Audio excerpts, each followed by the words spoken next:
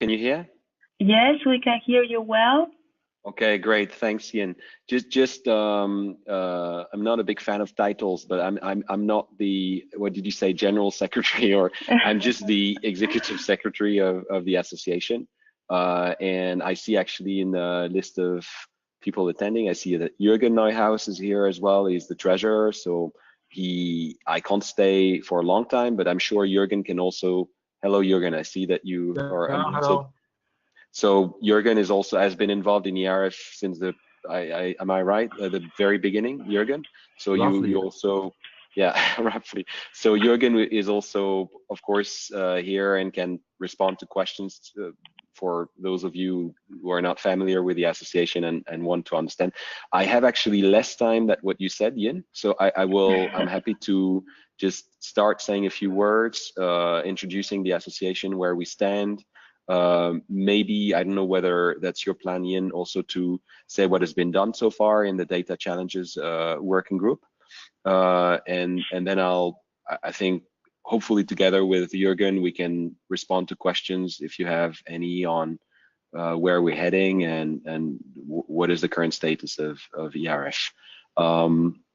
And I'm just looking through the list of participants. So I actually know most names, so that's good. There are just a few of you who have not been really around, I think, working with ERF, but nevertheless, let me start now and say a few things. So ERF actually is over 10 years old because it was founded in 2007, and initially it was founded as based on an MOU, so it was not a legal entity, and it was an MOU-based consortium of European-level research facilities, mostly at the time national facilities, that were in the domain that ESFRI describes as physical and analytical facilities, if I'm not wrong. So synchrotrons, neutron light sources, and also lasers. And the association actually had really in mind to get those organizations together to collaborate, share best practices, and also have potentially some influence on policy processes. And the association started really getting visible and started to get traction through a number of workshops that were organized over the years on topics that were really of common interest to the members, but also more generally to research infrastructure. So we touched on topics like access, of course, socioeconomic impact, human resources and, and mobility, energy management, and also lately, for instance, public or communications and public awareness. There were 2 workshops on that. I'm missing a few, but basically these were the topics that were addressed during those workshops, which were well attended and quite successful. And we were also involved in a number of other initiatives. The most, I think, well known were, for instance, the European Charter on Access, where ERF gave some input. And ERF is also now involved in the so-called ERA Stakeholders Platform, which is a group of prominent stakeholders, universities and research organizations that are basically consulted by the Commission on a number of topics, and that it's a formal group of representing organizations that are consulted on ERA-related topics. So I said we started in 2007 as what is called a de facto association, so not an association with a legal personality. And there was an evolution in 2013 where basically the members decided to give legal personality to the association. And so ERF was then established as an AISBL, as a non-for-profit association, international association under Belgian law. And the objectives of the association didn't change dramatically, but the idea was to give more sustainability to the organization and also more capacity, for instance, by when you have this legal personality, being able to apply directly for calls together with the partners. So just if you look through the articles of association, there are a number of objectives, but three main, which I think describe what ERF is and what it is for. One, which is that the association wants to act as a single voice for the members with the decision makers, particularly the European Union. Also set up, whenever appropriate, some subgroups for the members to work together towards more effective European impact. So I think that's what's behind also this data challenges working group.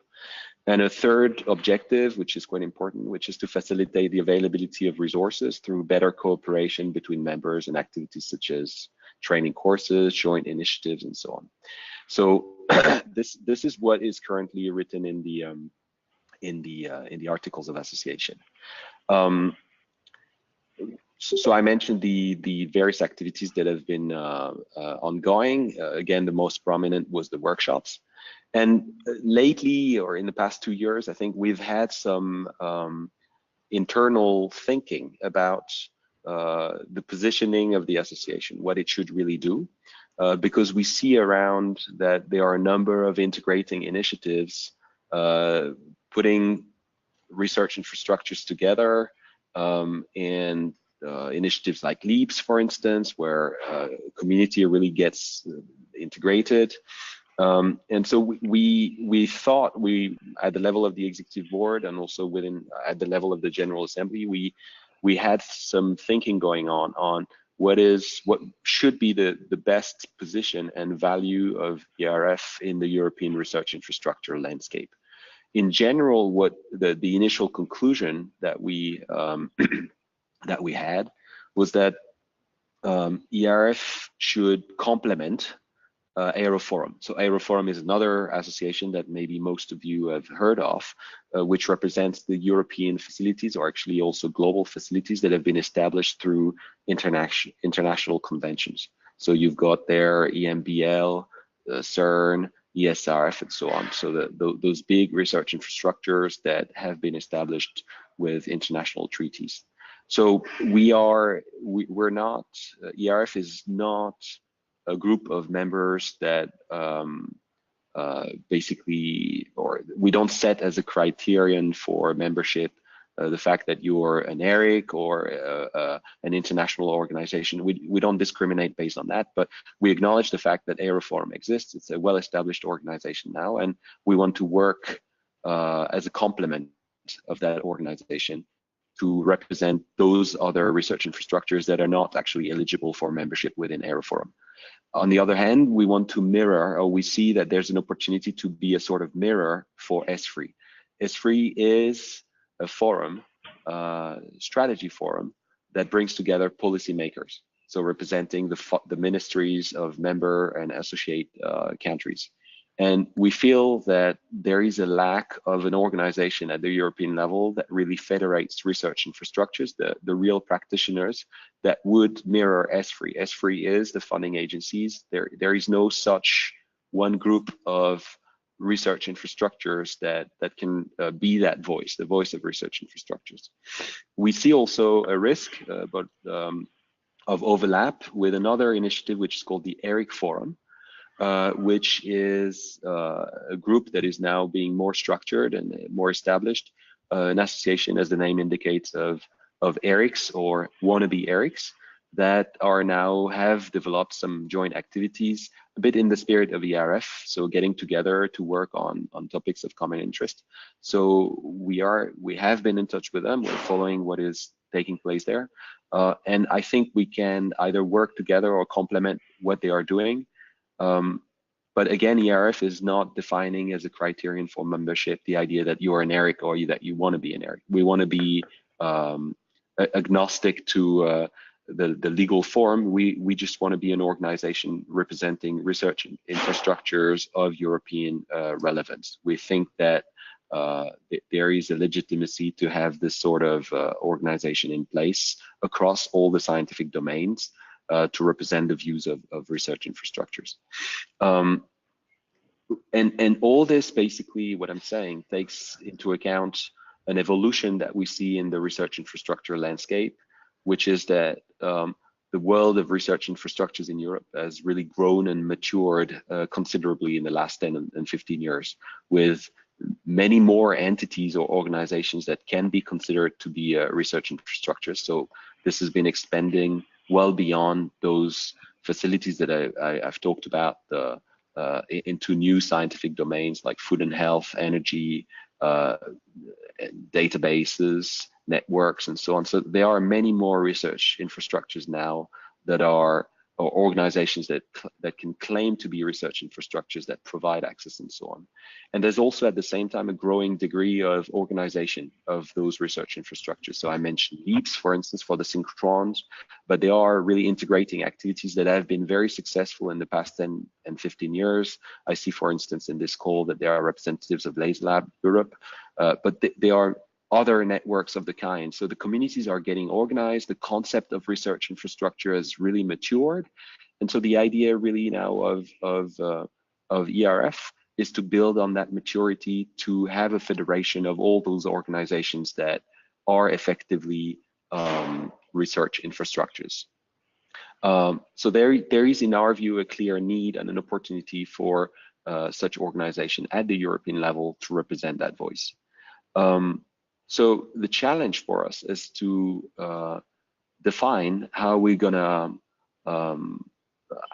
organize ERF to go in that direction, to be a federation of research infrastructures, because we have currently a membership that is quite large. We have 18 members, but again, more or less all of them are those traditional physical and analytical facilities. A few are e-infrastructures actually.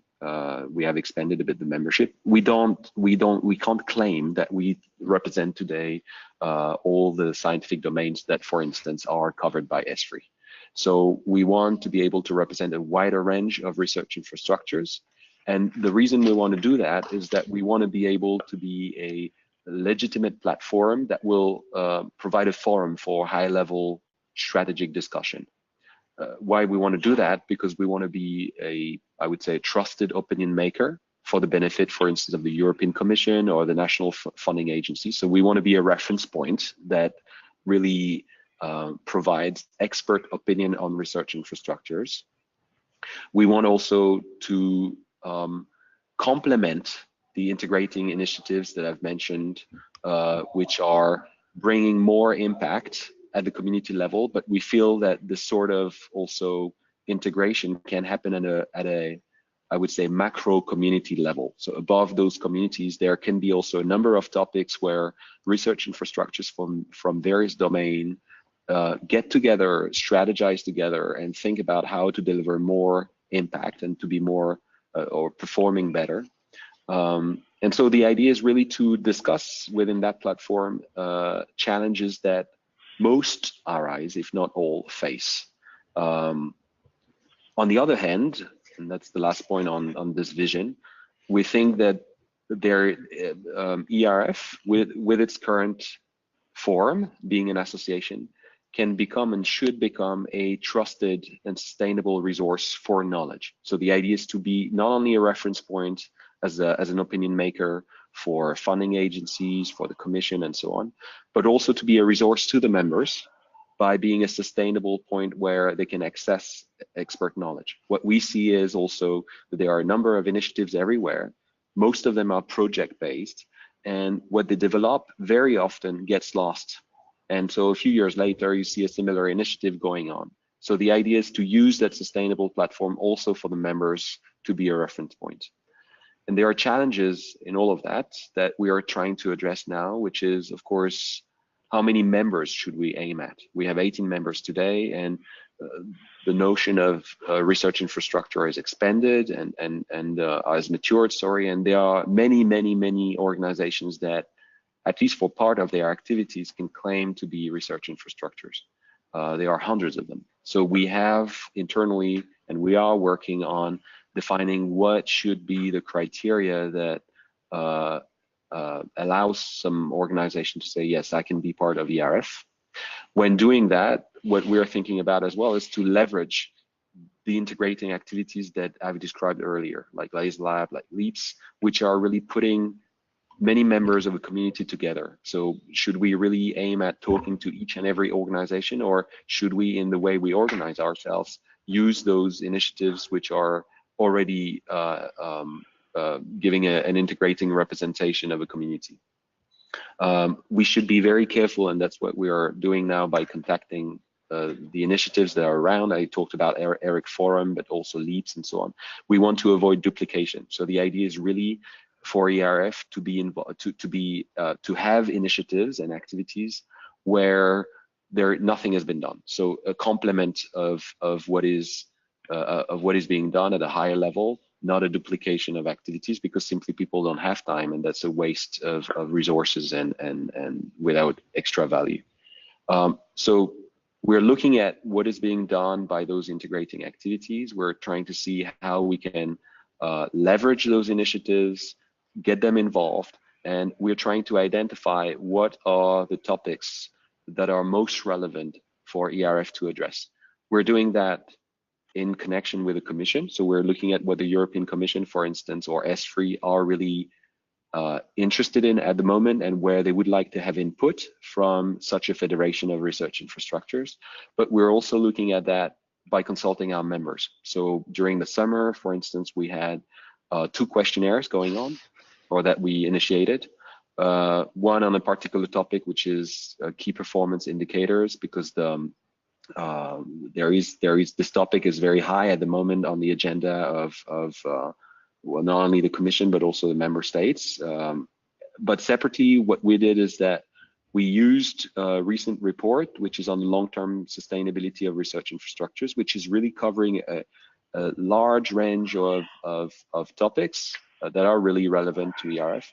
And we asked our members to look at that report. We structured it.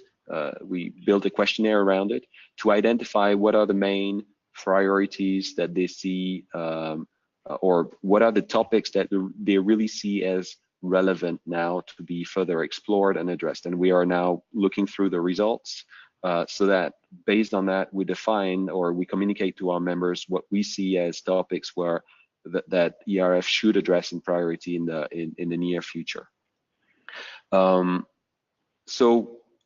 That's in general where we are. There's another dimension in the evolution of the association, which is that so far we've worked with our members with a very small executive board, but no permanent structure. And so this is very difficult given the ambition I've just described, like to have a federation that is a recognized opinion maker and that is a resource to the members. This is very difficult to achieve that if it's just based on basically a group of people who have other things to do on a daily basis, and without someone working full time on it. So what we are trying to do at the moment is to see what would be a working model to start with, because we see that as an evolution, to give more sustainability or capacity, I should say, to the association by having a small office at the beginning that supports these initiatives that we are thinking of launching in the near future. So when we're talking about working on those topics, it's about putting working groups together, it's about organizing workshops, it's about having a capacity to develop content that we provide to to funding agencies, to the Commission, or even to the members and to the public on our website. And so this requires more capacity than we have today. So we are working with the executive board on seeing how to solve that issue and how to start by establishing such an office, which of course depends very much on who are the people who are going to support that office. We need very qualified people who have a good knowledge of research infrastructures, of the landscape and of the challenges that we're going to talk about. So we are at a stage where we are doing really at the level of the executive board those things, identifying what are the areas that are really of relevance for ERF to address, where we put limits to our membership, or how we define our membership in the future and how we evolve that membership, how we build capacity to start developing that vision, and how we organize interactions with the communities without having basically too many members, which wouldn't be manageable. So we're looking at that. We are developing a strategy around that, and our aim is to get back basically to the General Assembly by the end of the year or beginning of next year with not only a strategy but also an action plan that we want to submit to our members to get to the next step. So that's, I've been very long, but that's in general the landscape where we stand, what we aim at doing. We're not yet there, but I would say the ideas are maturing. And so you understand, you can try to think about the data working group in that context. There are other initiatives elsewhere that are dealing with data challenges. So the idea also is to really identify at the level of ERF, at a macro level for all research infrastructures, what would make sense for ERF to address when it comes to data challenges. I think that's one thing really that is important. Building on what is existing, building on initiatives that are already taking place without adding a layer that wouldn't deliver value. So I will stop here. I don't know, Jürgen, whether you have corrections or things that you would like to add that I've missed, because I think I covered everything, but you might want to add some thoughts to that. Yeah, so as you already said, you covered roughly everything. Maybe I add 2 words to the structure, let's say below General Assembly or Executive Board. Yes, yeah. The idea was at the very beginning, if the association is growing, to give a bit more structure, which in form of chapters, where we have subgroups, which we have not realized so far because there was no need. And first attempts to do so didn't happen because they did then their own organization. The one example is this LEAPS organization, which was being funded as a chapter of ERF, but then the synchrotrons decided to have an own organization with their own legal status or whatever. On the other hand, what brings together, or what is the real outcome? And this, of course, we started with a series of workshops where we brought together not only members of ERF, but in a broader sense, the research infrastructure which have common topics. Florian mentioned a lot of them. And out of this, we have these topics.